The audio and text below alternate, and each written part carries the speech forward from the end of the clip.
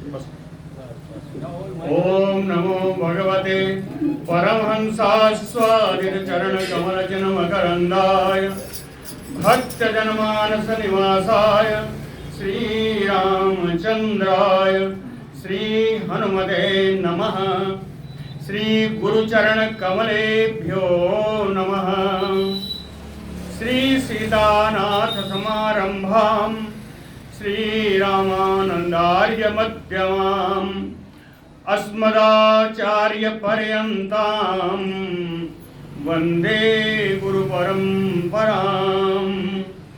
श्री वृंदावने अपि कृतयामुनगांग संगम श्री राधा मुकुंद युगलम तत अहं नमामि। नारायणं नमस्कृत्य नरं चैव नरोत्तमं देवीं सरस्वतीं व्यासं ततो जयमुदीरयेत्। निगम कल्पतरोर्गलितं फलं सुखमुखात् अमृतद्रव संयुतं पिबत भागवतं रसमालयं मुहुर्मुहुः रसिका भुवि भावुकाः। कस्तूरी तिलकं ललाटपटले वक्षस्थले कौस्तुभं नासाग्रे वरमौक्तिकं करतले वेणुः करे कङ्कणं सर्वाङ्गे हरिचन्दनं सुललितं कंठे च मुक्तावली गोपस्त्री परिवेष्टितो विजयते गोपाल चूड़ामणि। जय सुखदेव मुनीश्वर यदुपतिदास अनन्य जयति बादरायण चरण करण मोहि जगधन्य। भक्ति भक्त भगवंत गुरु चतुर्नाम बपु एक इनके पदवंदन किए नासै विघ्न अनेक। बोलो श्री वृंदावन बिहारी लाल की जय। जैसा चाहे आप लोग चलेगा तो सब चलेगा, आपके ठीक ऊपर रहे इसलिए। अरे अब थोड़ी बात ठंडा लागे। कल का जो अंतिम श्लोक था परसों का, उसी में आज का प्रश्न है। कल का अंतिम श्लोक ये था कि भगवान ने कहा कि और सब तो छोड़ो, धर्म क्या है, अधर्म क्या है, दोष क्या है, पाप क्या है, पुण्य क्या है, यह मैं बताता हूँ एक लाइन में। गुण दोष दृषि ही दोष हो, किसी भी वस्तु में गुण दोष देखना ही दोष है। और गुणः तु उभय वर्जितः, और इन दोनों को ना देखना ही गुण है ना। किसी भी वस्तु में गुण दोष का देखना ही सबसे बड़ा दोष है, और इनको ना देखना ही सबसे बड़ा गुण है। अंत में यही बताया। श्री उद्धववाच, उद्धव जी को बड़ा संशय हुआ। कहे विधि प्रतिषेधश्च निगमो हि ईश्वरस्य ते अवेक्षते अरविंदाक्ष गुणम दोषम च कर्मणाम। कहे अरविंदाक्ष, हे कमल नयन भगवान, किस दुविधा में डाल रहे हो। मानता हूं आप ही ईश्वर हैं, आप ही सर्वशक्तिमान हैं, लेकिन यह तो बता दीजिए कि निगमो ही ईश्वरस्य ते, वेद तो आपकी ही आज्ञा है, आपकी आज्ञा ही वेद है। और वेद क्या कहता है? कहते हैं विधि प्रतिषेधश्च, वेद ही बताता है कि यह काम करिए और यह काम ना करिए। विधि निषेध का विधान तो वेद में ही है, और वेद आपकी ही आज्ञा है। आप कहते हैं गुण दोष नहीं देखना है, तो गुणम दोषम च कर्मणाम अवेक्षते, तो सारे कर्मों का गुण दोष तो आपका वेद के द्वारा ही देखा जाता है। आपने कहा गुण दोष मत देखिए, लेकिन अगर वेद में सारे गुण दोष ही देख करके कुछ निर्धारण किया जाता है। और इसके अलावा भी वर्ण आश्रम विकल्पम च प्रतिलोम अनुलोमजम द्रव्य देश वयः कालान स्वर्गम नरकम एव च। आपका वेद ही वर्ण आश्रम का भेद बताता है। वर्ण आश्रम का भेद बताने वाला आपका वेद ही है। प्रतिलोम अनुलोमज, प्रतिलोम संताने अनुलोम संताने यानी वर्ण संकर का विचार भी आपके वेद से ही है, अर्थात भेद बुद्धि है। द्रव्य देश वयः कालान, किसी की उपयोगिता अनुपयोगिता, द्रव्य का, देश का, काल का, समय का, अवस्था का, इन सब का उपयोगिता अनुपयोगिता भी आपका वेद ही बताता है। स्वर्गम नरकम एव च, स्वर्ग नरक का भेद भी आपका वेद ही बताता है। तो गुण भेद गुण दोष की दृष्टि कैसे नहीं होगी? गुण दोष भिदा दृष्टिम अंतरेण बचह तव निःश्रेयसं कथम नृणाम निषेध विधि लक्षणम। बचह तव, आपकी वाणी ही वेद है, आपकी वाणी ही वेद है। और वेद क्या है? वेद को एक शब्द में कहेंगे तो कहेंगे निषेध विधि लक्षणम। क्या करना है क्या नहीं करना है इसको बताने वाला ग्रंथ ही वेद है। विधि का, निषेध का, यानी वेद विहित वर्ग काम करने हैं और वेद में विहित काम नहीं करने हैं। जो नहीं करने हैं वो अकर्म है, जो करने हैं वो कर्म है।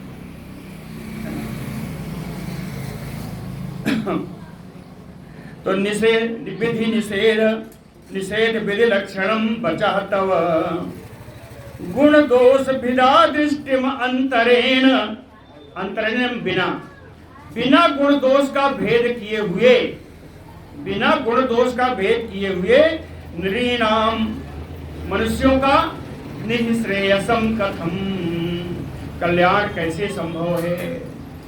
बिना गुण दोष का भेद किए हुए मनुष्यों का कल्याण कैसे संभव है? परम कल्याण, निःश्रेयसम यानी परम कल्याण, मोक्ष कैसे संभव है? गुण दोष विरा दृष्टिम अंतरेण, बिना गुण दोष की दृष्टि किए हुए। और इसके अलावा भी पितृदेव मनुष्याणाम वेदः चक्षुः तव ईश्वरः श्रेयः तु अनुपलब्धे अर्थे साध्य साधनयो हयपि। कहते हैं ये ईश्वर वेदः तव, ये वेद में जितना कुछ लिखा हुआ है वो सब आपकी ही आज्ञा मानी जाएगी। वेदः तव, और यही वेद पितृदेव मनुष्याणाम चक्षुः, पितरों के लिए, देवताओं के लिए, मनुष्यों के लिए यह वेद ही दर्शन शास्त्र है, वेद ही मार्ग दिखाता है, यानी उनकी आंखें हैं। पितृदेव मनुष्याणाम चक्षुः श्रेयः तु अनुपलब्धो अर्थे। कहते हैं जब तक गुण दोष की बुद्धि नहीं होगी तब तक स्वर्ग मोक्ष आदि जो अदृष्ट हैं उनका पता कैसे चलेगा और लोग स्वर्ग मोक्ष कैसे प्राप्त करेंगे? साध्य साधन योहयपि, कहते हैं वेद ही बताता है कि किस लोक में कौन सा कार्य साध्य है या कौन साध्य है और उस साध्य पूरा करने का साधन कौन है। तो साध्य साधन को बताने वाला भी आपका वेद ही है। जब तक भेद दृष्टि नहीं होगी तब तक पता नहीं चलेगा। तो गुण दोष विदा दृष्टि निगमाते, कहते हैं आपके वेद से ही गुण दोष में भेद पूर्ण दृष्टि है। आपके वेद से ही गुण दोष की भेद दृष्टि आती है, नहीं स्वतः। यह कोई मेरी कल्पना नहीं है। ये मेरी अपनी कल्पना नहीं है, आपका वेद ही गुण दोष की वेद दृष्टि बताता है। तन्निगमेन अपवादस्या भेदाया इतिहा ब्रह्म। तो ये है जो आप कह रहे हैं कि वेद गुण दोष की दृष्टि ना रखें, तो यह वेद का ही अपवाद हो जाएगा। ऐसी आज्ञा वेद नहीं देता। मेरी बुद्धि बड़ी भ्रमित हो रही है। इतिहा भ्रमः। हे भगवान, मेरी बुद्धि भ्रमित हो रही है, कृपा करके इसका निवारण कीजिए। श्री भगवान उवाच। भगवान कहते हैं, योगः त्रयो मया प्रोक्ता नृणाम श्रेयो विधित्सया। मया प्रोक्तो, कहते मेरे द्वारा कहा गया ही वेद है, मेरे द्वारा बताए गए ही अन्य शास्त्र हैं, श्रीमद् भगवद गीता आदि। कहें उन शास्त्रों में नृणाम श्रेयो विधित्सया, मनुष्यों का कल्याण करने की इच्छा से मैंने उन शास्त्रों में योगः त्रयो, 3 प्रकार के योग बताए हैं। वो कौन से योग हैं? कहें ज्ञान योग, कर्म योग और भक्ति योग। त्रयो योगा, 3 योग मैंने बताए हैं, नाम दिया है। ज्ञानम कर्म चा भक्ति चा, है ना? ये 3 योग मैंने बताए हैं। ना उपायो अन्यो वस्ति कुत्रचित, कहीं भी किसी भी प्रकार से इन योगत्रयी के अलावा मनुष्यों का कल्याण नहीं हो सकता। इन्हीं 3 योगों में ही मनुष्य को आना पड़ेगा। ना उपायो अन्यो वस्ति कुत्रचित, कहीं भी किसी भी प्रकार से इस योगत्रयी के अतिरिक्त कोई और उपाय मनुष्यों के कल्याण के लिए नहीं है।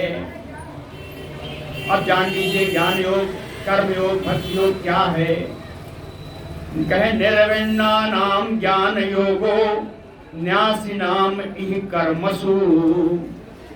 कर्मसु निर्विण्णानाम, कर्म से विराग हो जाए, कर्मों में विरक्ति आ जाए। न्यासिनाम इहि, कर्म के फलों को भी पूर्णतया त्याग जो कर दे, सा ज्ञान योगो, वही ज्ञान योग का अधिकारी होगा। कर्मों में जिसकी विरक्ति हो जाए, उसके फलों को भी, कर्म के फलों को भी पूर्णतया त्याग दे, वही ज्ञान योग का अधिकारी होगा। दूसरा, तेषु अनिर्विण्ण चित्तानाम कामिनाम कर्मयोगः तु। तेषु यानी कर्मसु, कर्म में जिसका चित्त का वैराग्य नहीं हुआ, अर्थात जिसका चित्त कर्मों में ही आसक्त है। कामिनाम, विभिन्न प्रकार की कामनाएं उसके चित्त में फल फूल रही हैं, वो कौन होगा? कहें ऐसा सकाम कर्म करने वाला व्यक्ति कर्मयोगी कहलाएगा। कर्मयोगः तु। अब एक और बचा, कहें ना निर्विण्णो ना अतिशक्तो, जो कि पूरी तरह विरक्त भी नहीं है और पूरी तरह आसक्त भी नहीं है। ना अति निर्विण्णो ना अतिशक्तो, फिर कैसा है? कहे यदृच्छया मत कथा दो जात श्रद्धा। प्रारब्धवश या अनायास, यदृच्छया, जिसके मन में मेरी कथा के प्रति श्रद्धा उत्पन्न हो गई है। यदृच्छया मत कथा दो जात श्रद्धा, सातु यह पुमान, उसी व्यक्ति को हम लोग भक्ति योग वाला कहते हैं। सा पुमान भक्ति योगो, जो कर्मों भी आसक्त नहीं है और पूरी तरह विरक्त भी नहीं है, मेरी कथा में श्रद्धा करता है, हाँ, कहते हैं वही भक्त है, उसी को भक्ति योग वाला कहा जाएगा। इतने नहीं, अस्य सिद्धिदः, उसकी संपूर्ण सिद्धियों को प्रदान करने वाला भी यही कथा श्रवण फल होगा। कथा श्रवण के फल से ही उसको संपूर्ण सिद्धियां भी प्रदान होंगी। श्लोक पूरा सुन लीजिए। यदृक्षया मत कथा दो जात श्रद्धा तु यह पुमान, ना अति निर्विण्णो ना अति शक्तो भक्ति योगो अस्य सिद्धिदः। कहते हैं ये कैसे व्यक्ति है? कहते हैं जो देखिए कर्म कर रहा है, उस कर्म करने वाले व्यक्ति को भी भक्त बनाया जा सकता है ना। कहे तावत कर्माणि कुर्वीत, उसको तब तक कर्म ही करने देना चाहिए, या तब तक वो, तावत लिखा है ना, तब तक वो कर्म ही करता रहे, यावता न निर्विद्येत, जब तक उस कर्मों से उसको दुख की प्राप्ति नहीं हो जाए। जब तक उसे कर्मों से दुख मिलेगा, उन्हीं दुख के फलस्वरूप उसे वैराग्य होगा, कर्मों से वैराग्य होगा। या कर्म करते करते उब जाएगा तो मत कथा श्रवणादो वा श्रद्धा यावत न जायते, तब तक वो कर्म करे जब तक उसको मेरी कथा के श्रवण में श्रद्धा उत्पन्न नहीं हो जाती। वाह यानी अर्थात अथवा, या तो उसको इतना वैराग हो जाए, वहीं से वैरागी हो जाए, है ना, और या मत कथा श्रवणादो श्रद्धा यावत न जायते, जब तक उसको मेरी कथा में श्रद्धा उत्पन्न ना हो जाए तब तक वो कर्म करता रहे। स्वधर्मस्थो यजन यज्ञैः अनासीः अकाम उद्धव। कैसे है उद्धव? काम भी जो करे उस काम का भी एक विधान है। स्वधर्मस्थो, अपने धर्म में स्थित रह करके, अपना धर्म कौन है? वर्ण आश्रम के अनुसार जो उसके धर्म बने हैं, उस धर्म में स्थित रह करके, स्वधर्मस्थो यज्ञैः, विभिन्न प्रकार के यज्ञों के द्वारा, अनासीह, बिना किसी आशा के,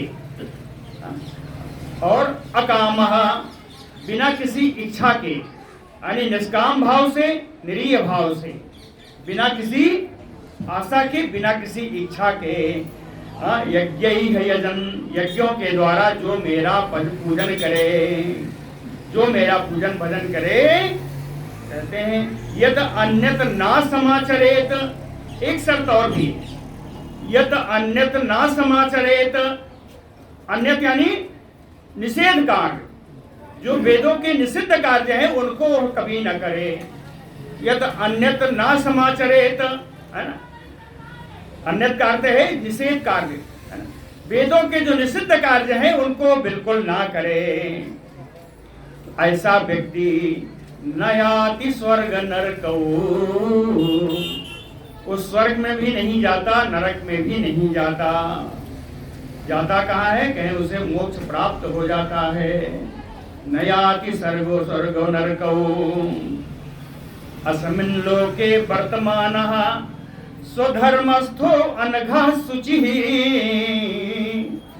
स्वधर्मस्थो, अपने वर्ण आश्रम के अनुसार धर्म में स्थित रह करके, धर्म पूर्ण आचरण करते हुए, अस्मिन् लोके वर्तमानः, लोके माने शरीर,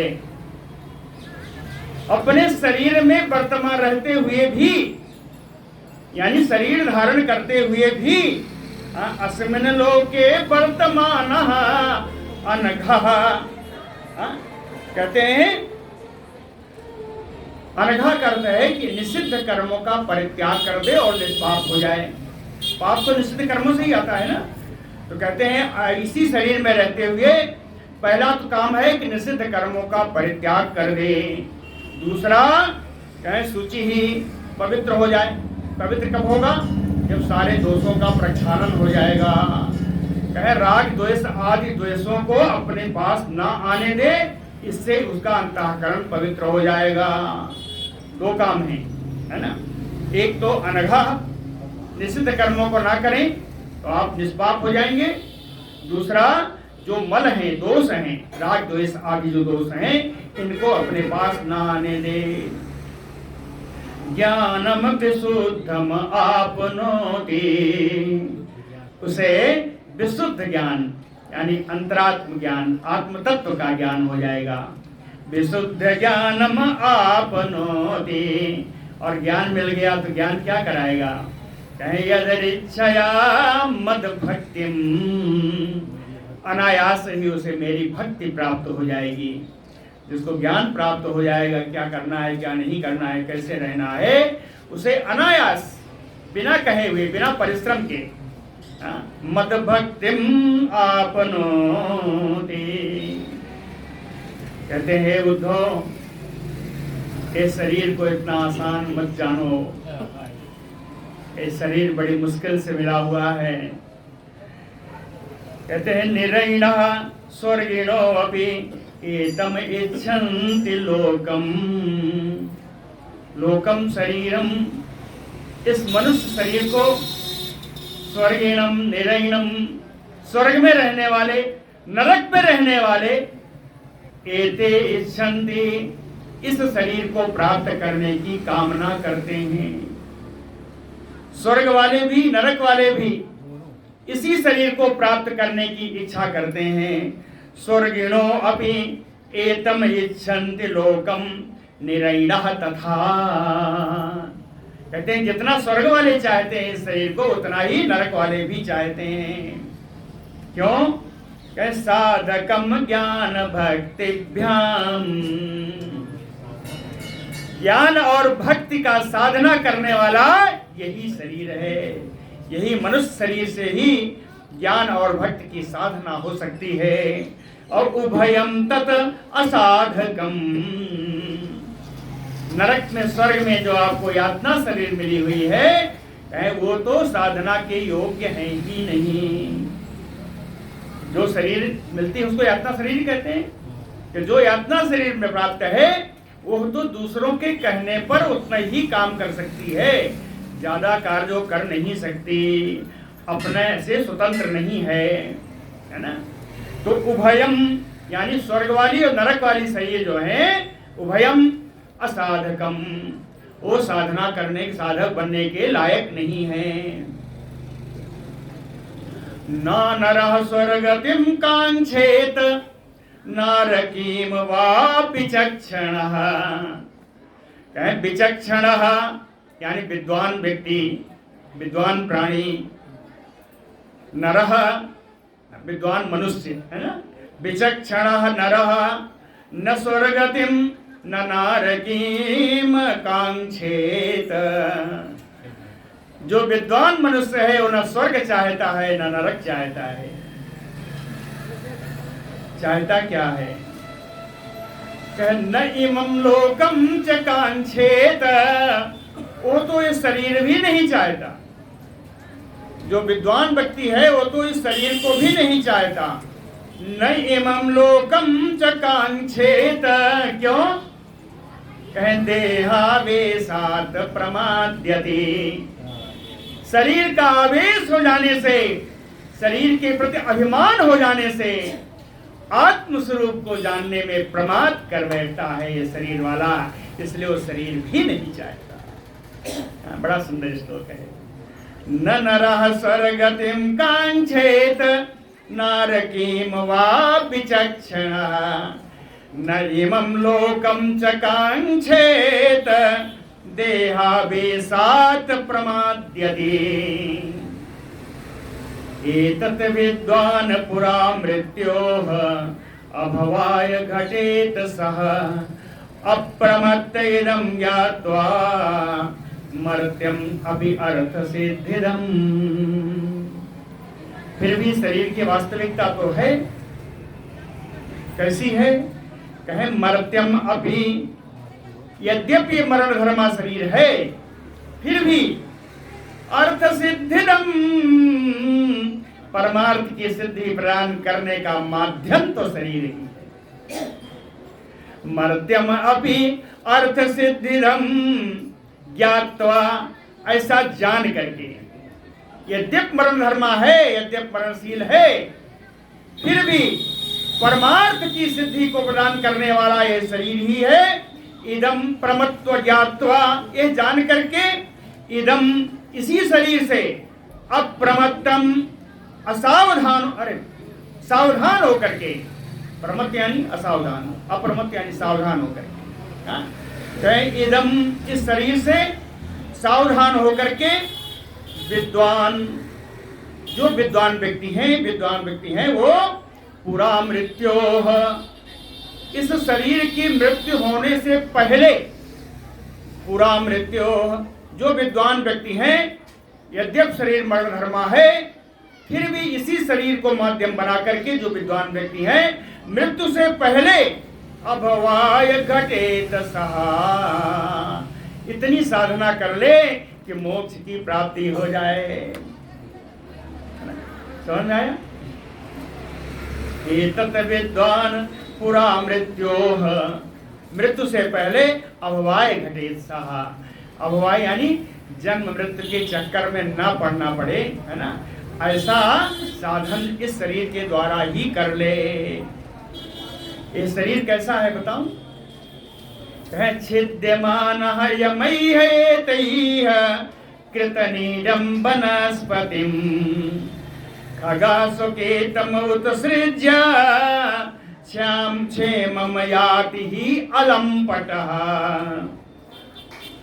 वनस्पतिम, इस शरीर को एक आप वृक्ष मान लीजिए, इस शरीर को एक वृक्ष मान लीजिए। कृतनीडम, वृक्ष की शाखाओं में लोग पक्षी घोंसला बनाते हैं।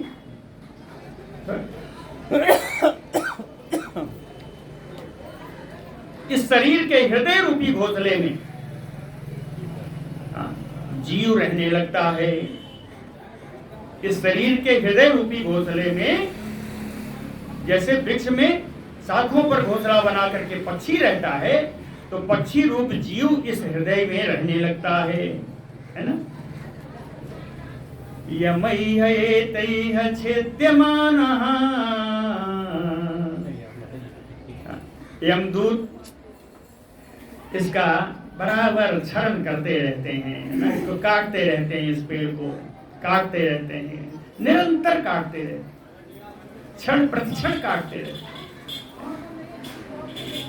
कहते हैं अगर वृक्ष कटेगा तो खगा सुकेतम उत्सृज्य, पक्षी अपने घोंसले को छोड़कर उड़ जाता है ना। उसी प्रकार अलम्पटः, जो अलम्पट है, जो स्त्रैण नहीं है, जो अनासक्त है, जो आसक्त नहीं है, अलम्पटः क्षेमं याति, वे मुक्ति को प्राप्त कर लेते हैं शरीर के मरण से पहले। कौन है?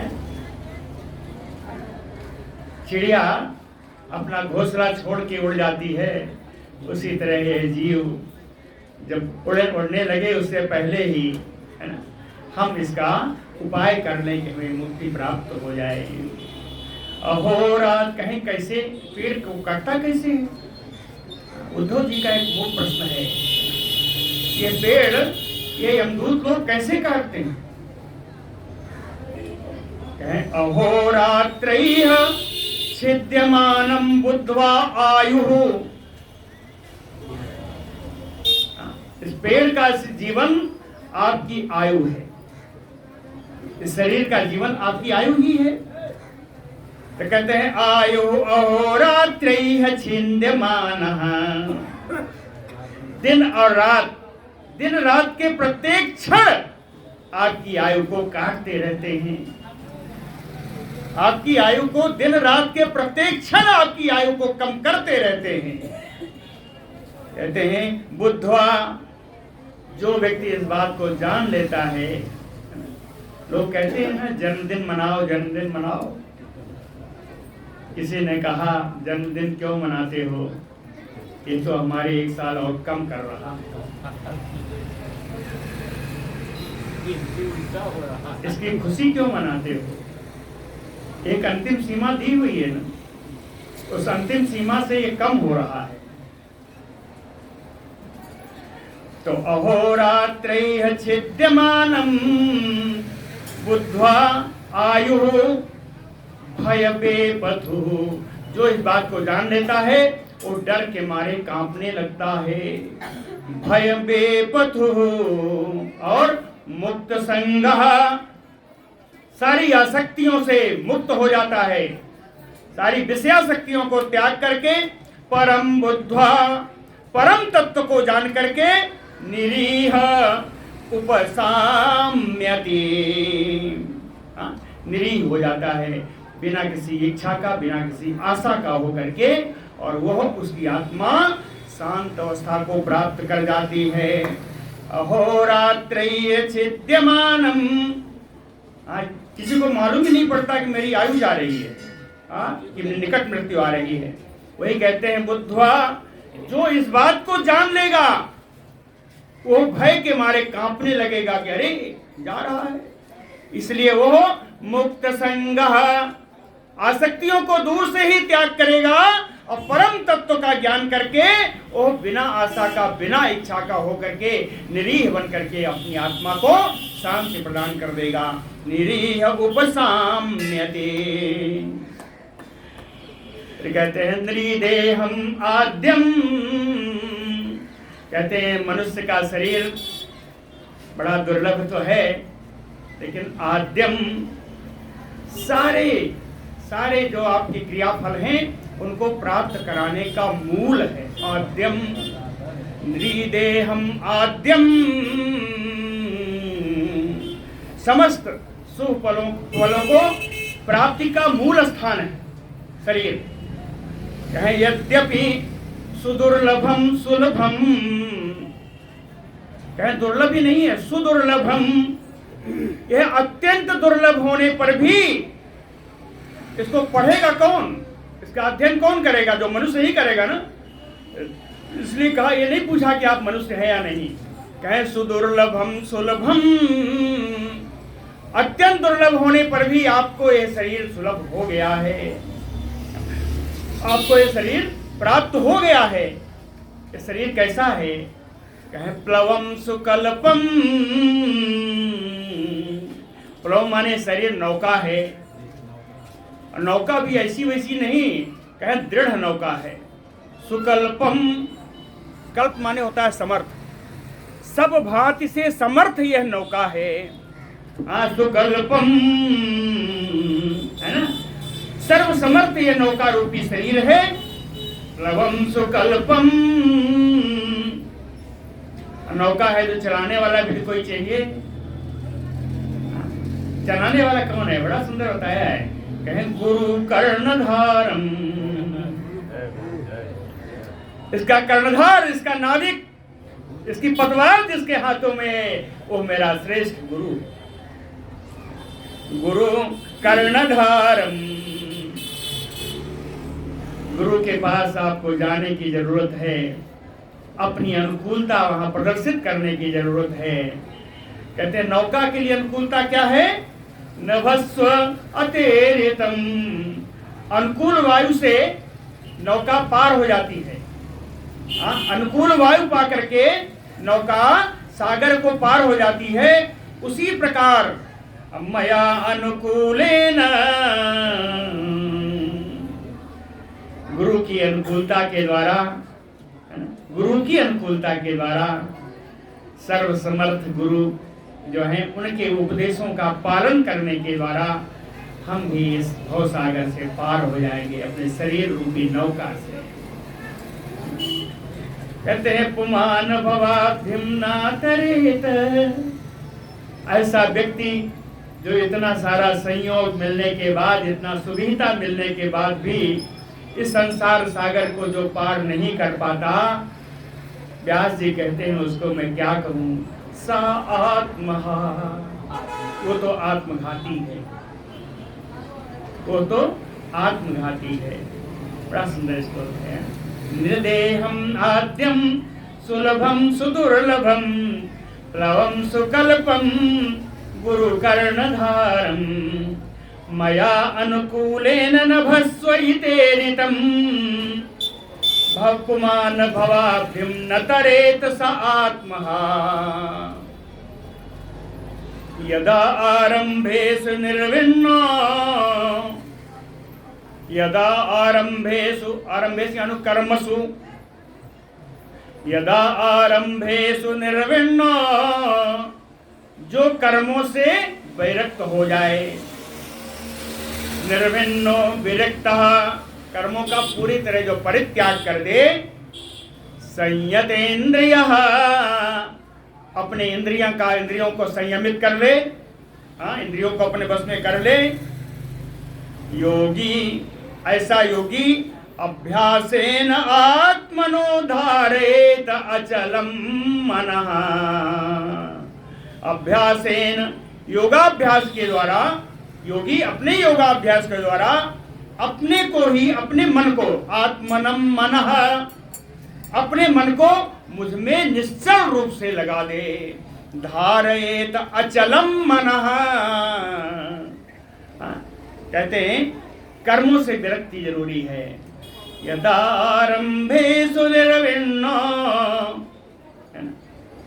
विरक्तः संयतेन्द्रियः कर्मों से विरक्त हो जाए उनके फलों की आकांक्षा न हो है ना इंद्रियां संयत हो जाएं तो योगाभ्यास के द्वारा जो गुरु ने बताया है गुरु से निर्दिष्ट योगाभ्यासों के द्वारा अपने मन को निश्चित रूप से मुझ में ही लगा दे निश्चल रूप से लगा दे धार्यमाणम मनोयरिहि कहीं मैं मानूं कि मन नहीं लग रहा है धार्यमाणम मनोयरिहि भ्राम्यत कहते हैं मन जब हम अपने भगवान में लगाते हैं तो हो सकता है मन भ्रमित हो मन ना लगे तो अनवस्थितम इधर उधर भटकते हुए मन को अतंद्रितो सावधानी पूर्वक बिना तंद्रा के तंद्रा माने आलस से होता है बिना आलस के यानी सावधानी पूर्वक अनुरोधेन बहला फुसला करके मन को बहला फुसला करके कि आ जाओ उस वहाँ क्या रखा है यहाँ भगवान का स्वरूप देखो अरे इनकी आंखें देखो ऐसा बहला फुसला करके मार्गेण आत्म बसम नयेत मन को अपने बस में कर लेना चाहिए कहीं बहला फुसला के कर लेना चाहिए अपने मन को इसका एक उदाहरण भी आगे आएगा कहे मनोगतिम न विसृजेत जित प्राणो जितेन्द्रियः ऐसे प्राणी जिन्होंने अपने प्राणों को यानी वायु को जीत लिया है इंद्रियों को जिन्होंने जीत लिया है जित प्राणो जितेन्द्रियः मनोगतिम न विसृजेत उनको अपने मन को स्वच्छंद नहीं छोड़ना चाहिए अपने मन को अपने हिसाब से चलने के लिए नहीं छोड़ना चाहिए सत्व संपन्नया बुद्धया कहते हैं मन की एक एक गति पर नजर रखनी चाहिए कि मन कहाँ जा रहा है मन की एक एक गति पर स्वयं नजर रखनी चाहिए और यह कब होगा सत्व संपन्नया बुद्धया सतोगुण से वृद्धि पाई हुई बुद्धि के द्वारा मन आत्म बसम नयेत इस मन को अपने बस में ले आइए वही सब कारण है अनुरोधेन बहला फुसला करके समझा करके मन को इसी में अपने बस में ले आइए उदाहरण बताऊं एस वै परमो योगो मनसा संग्रह स्मृतः कहते हैं मन को समझा बुझा करके अपने में ले आना अपने बस में करना ही परम योग है एस वै परमो योगो मनसा संग्रह स्मृता एक उदाहरण क्या है कहें दम्यस्य यु आर्वतो मुहुः हृदयज्ञत्वम् अन्वेक्षण कहते हैं कोई घुड़सवार है उसको कितनी जल्दी जाना है कहाँ जाना है हृदयज्ञत्वम् अपनी हृदय की इच्छाओं को वो व्यक्ति घुड़सवार चाहता है कि अपने घोड़े को सब कुछ बता दे, कहाँ जाना है, कैसे चलना है, उसी हिसाब से उसकी लगाम तेज धीम करता है वो। कहलयत्वम अन्वेक्षण आर्वतो मुहु, बार बार बताने की चेष्टा करता है, बार बार उसको फुसलाता भी है, पुचकारता भी है घोड़े को चलने के लिए। उसी प्रकार व्यक्ति को अपने मन को, अपनी इच्छाओं को बता देना चाहिए। घोड़ा है मन, ये कहे अपने मन को, अपनी इच्छाओं को बता देना चाहिए कि मुझे कहाँ जाना है, मेरा लक्ष्य क्या है, मार्ग क्या है। समझ रहे नहीं? मन को जिस मार्ग से ले जाएंगे उसी मार्ग में जाएगा। कहे मन को बता देना चाहिए कि मेरा लक्ष्य क्या है, परमात्मा की प्राप्ति मेरा लक्ष्य है, भक्ति मेरा मार्ग है। ये अपने घोड़े को, मन रूपी घोड़े को बता देना चाहिए। फिर भी अगर घोड़े की तरह बहक जाए तो बार बार पुचका करके, समझा करके उसको उस रास्ते पर ले आइए जिस रास्ते पर जो आपका गंतव्य है। एस वै परमो युगो मनसा संग्रह स्मृतः हृदयज्ञत्वम् अन्वेक्षण दम्मस्य यु आर्वतो मुहुः। आर्वतो माने घोड़े की तरह। सांख्येन सर्वभावानां प्रतिलोम अनुलोमतः भवाप्ययौ अनुध्यायेत मनो यावत् प्रसीदति। सांख्येन सर्वभावानां, सांख्य शास्त्र के अनुसार सर्वभावानां, सभी भाव यानी प्रकृति से पुरुष तक सभी भावों को, ये जितने भी भाव, पढ़ना लिखना बोलना मरना मर जाना है ना, जितने भी भाव आते हैं, कहे प्रतिलोम अनुलोमतः। एक बार वहीं से शुरू करें भावों को कि महत्व तो आया, महत्व से सृष्टि किस प्रकार हुई, गुण आए, अहंकार आया, विकार हुआ है ना, उनमें से हुई, और आज यहाँ तक आ गए। कहे प्रतिलोम अनुलोमेन, फिर इसका उल्टा विचार करें, सृष्टि का विचार करें, लय का विचार करें। क्या करें? कहे भव अप्ययो अनुध्यायेत। इसी जन्म मरण का ध्यान करते करते मन को तब तक इसका ध्यान करना चाहिए यावत प्रसीदति, जब तक यह मन शांत नहीं हो जाता, तब तक इस मन को उन्हीं विकारों में आप उलझाए रहिए, समझाते रहिए कि सृष्टि कैसे हुई, लय कैसे होगी, सृष्टि से लय पर्यंत और लय से सृष्टि पर्यंत, यही है प्रतिलोम अनुलोम, है ना।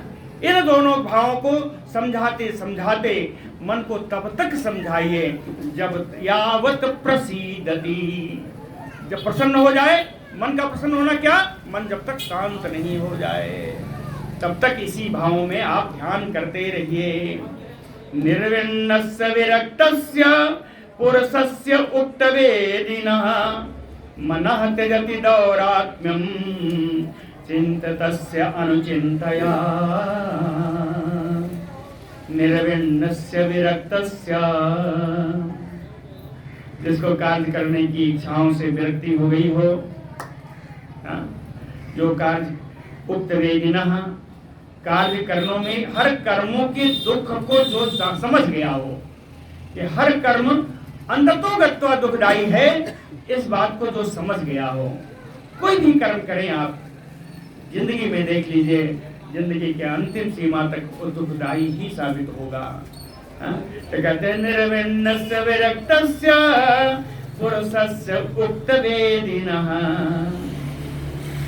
उस समय, जिस समय आपको दुख का अनुभव हो, जिस समय थोड़ा वैराग विरक्ति आए, चिंतितस्य अनुचिंतया, चिंतितस्य गुरुपदेशस्य चिंतया, उस समय गुरु के दिए हुए उपदेश का चिंतन करना चाहिए, गुरु के द्वारा दिए हुए उपदेश का मनन करना चाहिए।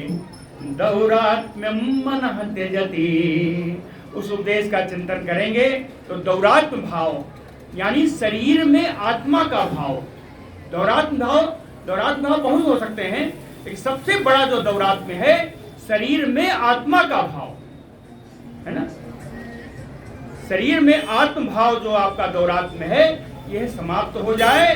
मन से इसको त्याग देना चाहिए, मन से त्याग देना चाहिए कि शरीर शरीर है और आत्मा इससे अलग है। दौरात्म्यम मनः त्यजते। अब एक श्लोक में तीनों योगों को बताया है। यमादिभिः योग पथैः आनवीक्षकया च विद्यया मम अर्चा उपासनाभिः वा न अन्यैः योग्यम अस्मरेत् मनः। कहे यम आदि जो योग के साधन बताए हैं, यम नियम प्राणायाम प्रत्याहार ध्यान समाधि, यही तो योग के साधन है। तो कहे यम आदि भी योग पथैः, यम आदि जो योग के साधन योग के मार्गों के द्वारा, वाह ये कौन हो गया, ये योग हो गया है ना, ज्ञान योग है नहीं, ये योग ही है। यमादि भी योग पथैः है ना, और आनवीक्षकया विद्यया, और वो विद्या जो उचित अनुचित का ध्यान कराने वाली है। आनवीक्षकीय विद्या, उचित अनुचित को बताने वाली जो आत्म विद्या है, ये विद्या योग है ना। ऊपर क्या है, ज्ञान योग है ना। यमादि भी योग पथैः आचार्य उपासना भी, ये मम अर्चा उपासना, मेरी मूर्ति की अर्चना या मेरी पूजा आदि, ये भक्ति योग है ना। तो एक ज्ञान योग, एक कर्म योग, एक भक्ति योग। कर्म योग पहला है ना, जहां बताया आपको यम आदि के द्वारा, यम प्राणायाम प्रत्याहार आदि के द्वारा अपने चित्त को लगाएं, यह कर्म योग है ना। दूसरा है आनवीक्षकीय विद्या, जो कि इच्छित अनिच्छित है ना, निश्चित अनिश्चित बना का बोध कराने वाली जो विद्या है, निरीक्षण परीक्षण का जो बोध कराने वाली जो विद्या है, आत्म विद्या का जो बोध कराने वाली है, उस विद्या योग, कर्म योग, ज्ञान योग है ना। अब तीसरा है भक्ति योग, कि मम अर्चा उपासना भी वा। तो कर्म योग से करें, ज्ञान योग से करें या भक्ति योग से करें, कहें अस्मरेत मनः। इन योग के द्वारा मन को मन से मेरा ही स्मरण करना चाहिए, मन से मेरा ही स्मरण करना चाहिए, ना अन्यैः योग्यम, इसके अतिरिक्त और कोई उपाय नहीं है। ना अन्यैः योग्यम यदि कुर्यात् प्रमादेन योगी कर्म विगर्हितम। अगर योगाभ्यास के दौरान या पूजा उपासना के दौरान या ज्ञान प्राप्त करने के दौरान विगर्हितम कर्म यदि कुर्यात्, कोई निंदित कर्म अगर बन गया, कोई निंदित कर्म भी आपने कर लिया, कोई अनिच्छित कार्य भी अगर हो गया, तो कहें योगेन एव दहत अहो। तो जो भी योग के द्वारा बना है उसको उसी योग के द्वारा, यानी ज्ञान योग हो या कर्म योग हो या भक्ति योग हो, जिस योग के द्वारा जो कार्य आपका गलत बना है, जो अपराध बना है, उस अपराध को उसी योग के द्वारा उसको जला देना चाहिए। योगेन एत दहेत अंगो, अंगो माने उस पाप को, उस अहंकार को, वहीं उसी योग से जला देना चाहिए। ना अन्य तत्र कदाचन, कभी भी ऐसे अपराध के लिए किसी दूसरे व्रत आदि का सहारा नहीं लेना चाहिए, है? किसी दूसरे व्रत आदि का सहारा नहीं लेना चाहिए। इन्हीं तीनों योगों से आपको कल्याण की प्राप्ति होगी। सारे कार्य, सारे कर्म इसी तीनों योग में आएंगे, कर्म योग, ज्ञान योग या भक्ति योग में। स्वे स्वे अधिकारे या निष्ठा सगुणः परिकीर्तितः, स्वे स्वे अधिकारे या निष्ठा, अपने अपने अधिकार में जिसकी निष्ठा है, अपने अपने अधिकार यानी वर्णाश्रम के अधिकार से, अपने अपने वर्ण आश्रम के अधिकार से, उनके कार्यों में उनकी निष्ठा ही गुणः परिकीर्तितः, गुण कहा जाता है अपने अपने अधिकार में निष्ठा पूर्व कार्य करने को ही गुण कहा जाता है। स्वे स्वे अधिकारे या निष्ठा सगुणः परिकीर्तितः, गुण दोष विधानेन संगानाम त्याजन इच्छया। गुण दोष का विधान वेदों में आपने कहा मैंने किया है, तो गुण दोष का विधान वेदों में क्यों किया ये बताया आप। कहें गुण दोष विधानेन, गुण दोष के विधान से, विहित अविहित कर्म करने के विधान से ही संगानाम त्याजन इच्छया, सारी आसक्तियों का, विषयासक्तियों का त्याग कर देने के लिए ही गुण दोष का विवरण किया है कि विषयासक्ति को आप त्याग कर दें। सब प्रकार की आसक्तियों का त्याग करने के लिए ही गुण दोष या विधि निषेध का विधान वेदों में किया गया। कर्मणाम कहते हैं, फिर बताता हूं, समझ लो, कर्मयोग उतना उपयोगी नहीं है। कर्मणाम, कर्मयोग का उपयोग बताया है। कर्मयोग का उपयोग अगर देखना है तो श्रीमद् भगवद गीता के 3 अध्याय को देखिए। इससे बढ़िया उदाहरण कर्मयोग का कहीं नहीं। कर्म किसे कहते हैं? बिना कर्म के न भक्ति योग चलेगा, न ज्ञान योग चलेगा। कर्मयोग तो सब में आएगा, लेकिन कौन से कर्मयोग को मना किया, किस कर्म को मना किया, वो आप देखिए, वो भी उसी अध्याय में है। कर्मणाम जाति अशुद्धानाम, कहते हैं जान जितने सकाम कर्म हैं, जितने सकाम कर्म हैं, जाति जन्म से ही अशुद्धानाम, जन्म से ही अशुद्ध हैं, जन्म से ही ये दुख देने वाले हैं। जितने सकाम कर्म हैं ये जन्म से ही दुख प्रदान करने वाले हैं। अनेन नियमः कृतः, और वेद के जो साधन, जो विधान दिए गए हैं, गुण दोष का विधान, इनको नियंत्रण करने के लिए दिए गए हैं, और यही नियम है। कृतः नियमः, वेद ने जो इनका विधान किया है, वेद ने जो विधान किया है वही नियम है। तो गुण दोष की दृष्टि वेद में नहीं है। वेद में गुण दोष का विधान इसलिए किया गया कि आपको आसक्तियों से बचा सके।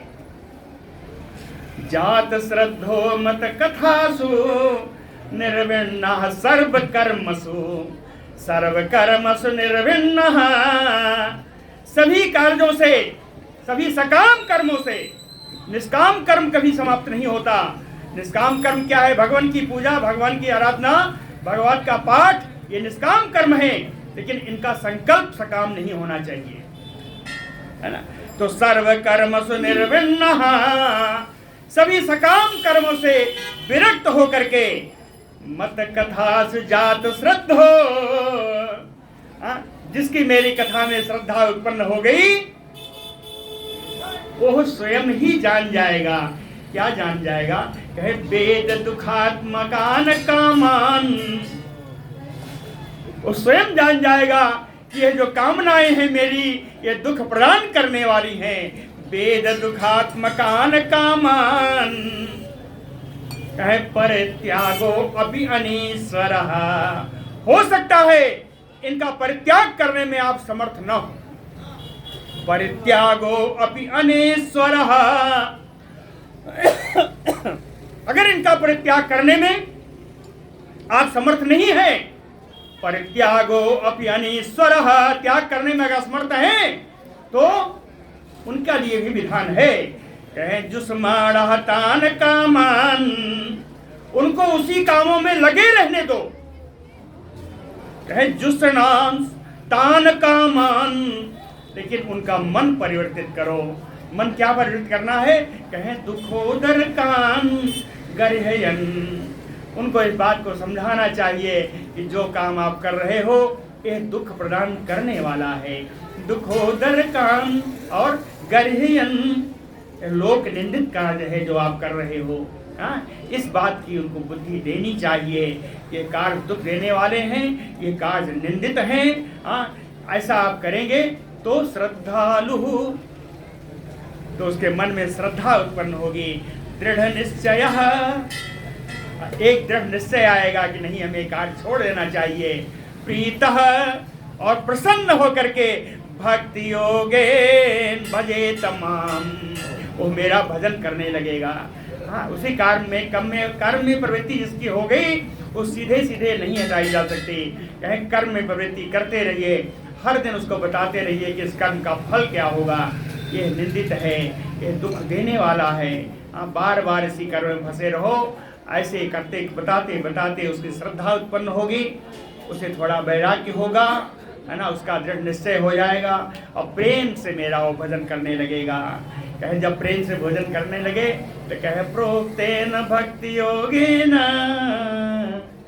भजतो मां असकृत मुने। ये मैंने मेरे बताए हुए भक्ति योग के रास्ते से, प्रोक्तेन भक्ति योगेन असकृत मुने माम भजतो, बार बार वो मेरा ही भजन करेगा। जब मेरा भजन बार बार करेगा, मुझे बुलाएगा हे कृष्ण हे कृष्ण, तो मैं तो बैठा रहता नहीं हूँ, मैं हृदय स्थित, मैं आके उसके हृदय में विराजमान हो जाऊंगा। मैं हृदय स्थित, कहे जब मैं हृदय में आया तो हृदया कामानस्यन्त सर्वे, हृदय में जितनी कामनाएं हैं उन सब का मैं नाश कर दूंगा। हृदय सर्वा कामा नश्यन्ति, इतने नहीं जी, कह भिद्यते हृदय ग्रंथि,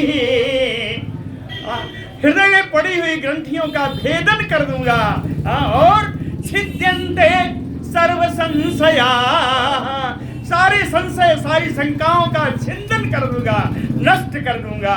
और क्षीयन्ते चास्य कर्माणि, और उसकी कर्म की प्रवृत्ति को नष्ट कर दूंगा, कर्म की प्रवृत्ति को ही नष्ट कर दूंगा। क्षीयन्ते चास्य कर्माणि, जब इतना सब हो जाएगा तो क्या होगा? मयि दृष्टे अखिलात्मनि, वो विश्वात्मा मेरा ही दर्शन करेगा, जहां करेगा वो मेरा ही दर्शन करेगा। बड़ी सुंदर 2 श्लोक में व्याख्या है।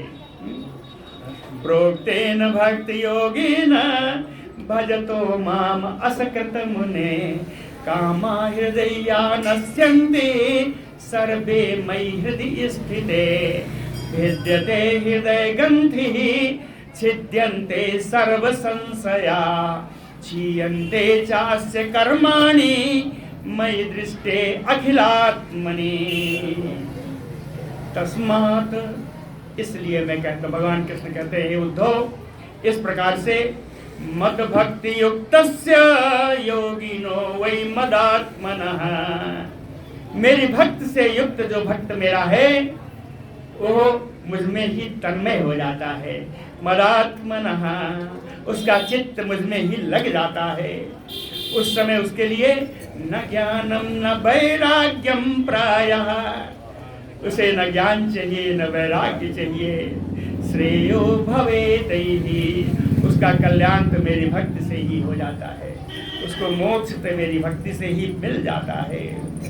कहें यत कर्म भी यत तपसा, कहें कर्मों के द्वारा, तपस्या के द्वारा, ज्ञान वैराग्य तस्चा, ज्ञान के द्वारा वैराग्य के द्वारा, योगेन दान धर्मेण, योग के द्वारा, दान के द्वारा, धर्म के द्वारा, श्रेयो भी इतरैः अपि, अन्य कल्याण पूर्ण कल्याण करने वाले कार्यों के द्वारा, क्या क्या प्राप्त करने के लिए कहते हैं? स्वर्ग अपवर्ग मत धाम, स्वर्ग या मोक्ष या मेरा स्थान,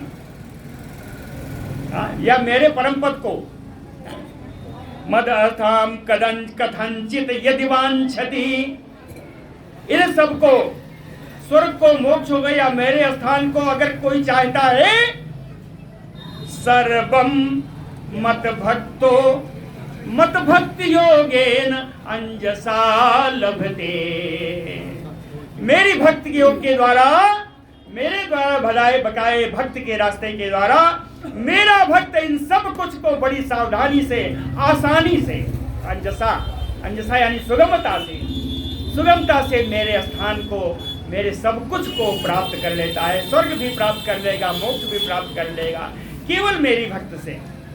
यज्ञ से, तप से, दान से, धर्म से जो कुछ प्राप्त करना चाहता है वो मेरी भक्ति से बड़ी आसानी से प्राप्त हो जाएगा। न किंचित साधो धीरा भक्ता ही एकांतिनो मम वांछन्ति अपि मया दत्तम कैवल्यम अपुनर्भवम्। कहते हैं उद्धव, मम एकांतिनो भक्ता, मेरा जो अनन्य भक्त है,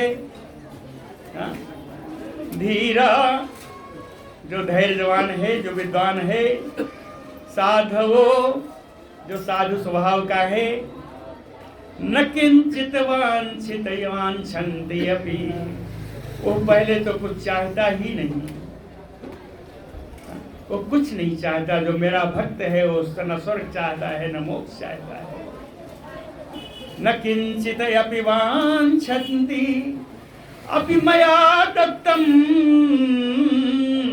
मैं उसको देता भी हूं कि मोक्ष ले ले। मया दत्तम अपि कैवल्यम अपुनर्भवम्, इस जगत से कैवल्य मुक्ति प्रदान करता हूं तब भी वो नहीं लेता है। जो मेरा भक्त है उसे कुछ नहीं चाहिए। नैरपेक्षम परम प्राहुः निःश्रेयसम अनल्पकम। अनल्पकम यानी जो अल्प ना हो, जो श्रेष्ठ हो।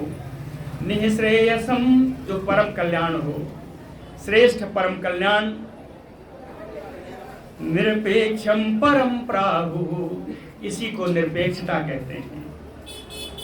कहते हैं श्रेष्ठता या परम कल्याण प्राप्त करने का ही दूसरा नाम निरपेक्षता है। निरपेक्षता समझते हैं, किसी वस्तु, किसी व्यक्ति, किसी स्थान की अपेक्षा न हो जिसे वो निरपेक्ष है। कहते हैं मेरा श्रेष्ठ साधन प्राप्त करना, मेरा श्रेष्ठ स्थान, परम साधन को प्राप्त करना ही निरपेक्षता है। तस्मात्, इसलिए निराशिसो निरपेक्षस्य, जो बिना किसी कामना का है, बिना किसी यानी जो निष्काम है, जो निरपेक्ष है, जो निष्काम है, जो निरपेक्ष है, कहें भक्ति में भवेत, उसको मेरी भक्ति यूं ही प्राप्त हो जाती है। जो निरपेक्ष है, जो निष्काम है, उसको मेरी भक्ति प्राप्त हो जाती है। न मयि एकांत भक्तानां गुण दोष उद्भवा गुणा साधूनां समचित्तानां बुद्धेः परमं उपेयुषाम्। कहते हैं मयि एकांत भक्तानां, कहें जो मेरा अनन्य भक्त है, या साधूनां जो सज्जन साधु पुरुष हैं, साधु स्वभाव के हैं, समचित्तानां जो सभी को एक बराबर दृष्टि से देखने वाला है, बुद्धेः परमं उपेयुषाम्, बुद्ध से जो परम तत्व को प्राप्त हो चुका है, बुद्धि से जो परम तत्व को प्राप्त हो चुका है, बुद्धेः परमं उपेयुषाम् गुण दोष उद्भवा गुणाः न, उसमें गुण दोष से उत्पन्न कोई भी विधि निषेध कार्य की संभावना ही नहीं रहती। जो मेरा अनन्य भक्त है उसको गुण दोष देखने की आवश्यकता नहीं है, मेरा भक्त ही सब कुछ है। एवं एतान मया आदिष्टान अनुतिष्ठन्ति मे पथः, इस प्रकार मेरे द्वारा बताए गए इस रास्ते पर जो प्राणी चलेगा, एवं एतान मया आदिष्टान पथः अनुतिष्ठन्ति, इस प्रकार मेरे द्वारा बताए गए इन मार्गों पर, भक्ति योग के मार्ग पर जो चलेगा, क्षेमं विदन्ति, उसका कल्याण होगा, वो मुक्ति प्राप्त करेगा। मत स्थानम, मेरा स्थान भी वो प्राप्त करेगा। यत ब्रह्म परमं विदुः, और ब्रह्म के परम तत्व का वो अधिकारी होगा, परम तत्व का जानकार होगा। बोलो भक्तवत्सल भगवान की जय। समय पूरा हो गया। बंद करो।